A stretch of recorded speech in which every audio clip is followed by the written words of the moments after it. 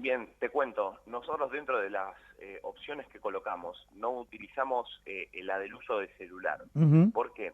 Porque tratamos de graficar lo siguiente. El uso del celular, si lo hubiésemos colocado en las opciones, sería una opción que un agente de constatación, en caso de observar la falta, podrá labrar un acta de constatación. Las opciones que nosotros utilizamos en esta encuesta no son pasibles de infracción porque no son conductas señaladas por la norma como que si un agente de constatación lo observa podrá sancionarme, pero a los efectos de la conducción va a tener el mismo efecto que el celular, que es la distracción, que es la abstracción del contexto de lo que pasa alrededor. Nosotros dentro de las opciones que colocamos, te cuento, pusimos arreglarse la corbata, el mero aburrimiento, arreglarse el pelo y hasta retocarse el maquillaje. La realidad es que la opción más elegida fue retocarse el maquillaje con un 30%, luego tenemos un 26% que declaró arreglarse el pelo, después tenemos un 12% el aburrimiento y un 6% arreglarse el nudo de la corbata. Todas estas conductas que acabo de mencionar no son pasibles de infracción, pero de alguna forma tienen el mismo efecto, tiene algún tipo de distracción igual o hasta a veces mucho peor que el celular.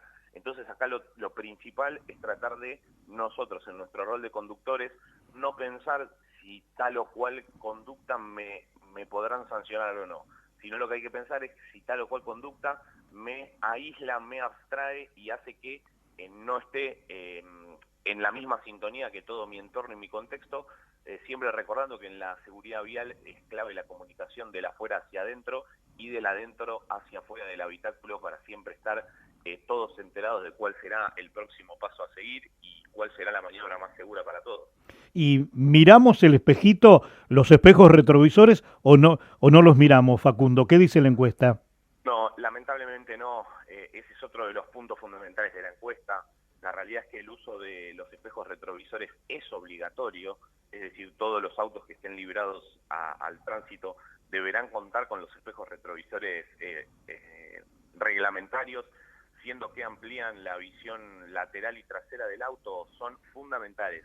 En realidad, la cuestión de los espejos quizás se puede observar mucho más en los motociclistas, quienes lamentablemente en nuestro país tenemos incontables casos que le retiran los espejos al motovehículo por cuestiones meramente estéticas y no observando la cuestión importante que es que sin espejos en la moto vamos a tener que rotar la cabeza para mirar hacia el costado o hacia atrás y obviamente eso va a hacer que dejemos de prestar la atención al frente.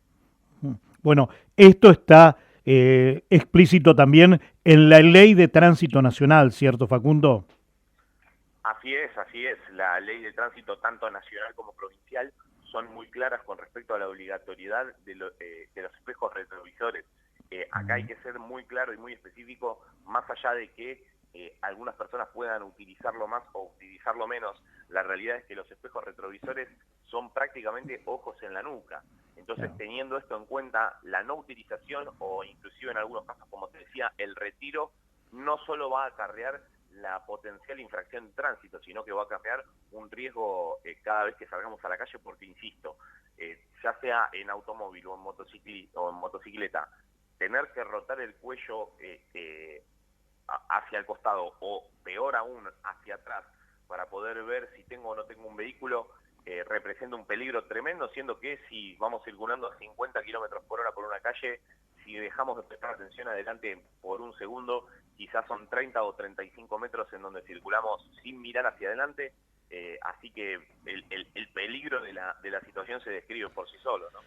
Facundo, estaba viendo la encuesta que nos llegó. Dice que la Organización Mundial de la Salud difundió con un fin preventivo las 4 distracciones que se pueden dar mientras se conduce, ¿no? ¿Por qué no las repasamos?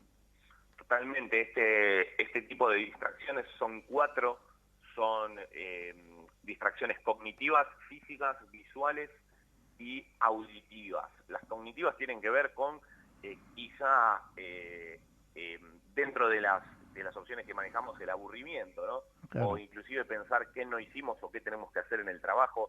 Obviamente esto nos pasa a todos, lo importante es tratar de que nuestra cabeza no divague lo suficiente como para generar distracciones groseras y, como bien decíamos en la encuesta, quizá que nos abra el verde y tardar 10 segundos hasta iniciar la marcha. Claro. Después obviamente tenemos distracciones físicas, como podría ser retocarse el maquillaje, en donde estamos haciendo una acción motora, Claro. obviamente entendiendo que la conducción tenemos que tener todos nuestros sentidos y obviamente las dos manos y los dos pies brindados a la conducción.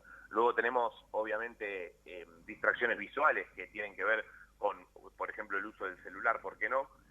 Y obviamente distracciones auditivas que tienen que ver con una música quizá que me abstraiga de la afuera, que yo no pueda escuchar alguna bocina que otro vehículo pueda llegar a querer indicarme algo por el volumen completamente quizá fuera de lo común que mucha gente utiliza dentro del habitáculo.